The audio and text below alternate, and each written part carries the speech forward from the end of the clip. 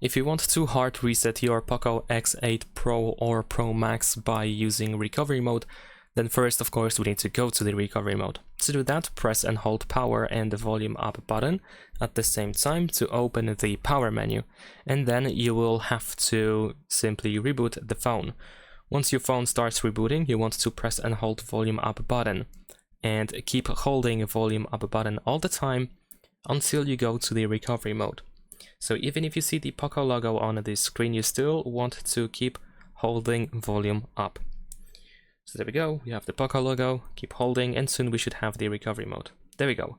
In this menu, we navigate by using volume buttons, and of course we want to select the wipe data option. Confirm by using the power button. Then over here, go to wipe all data, and once again confirm with the power button, and you should be able to erase everything from your phone.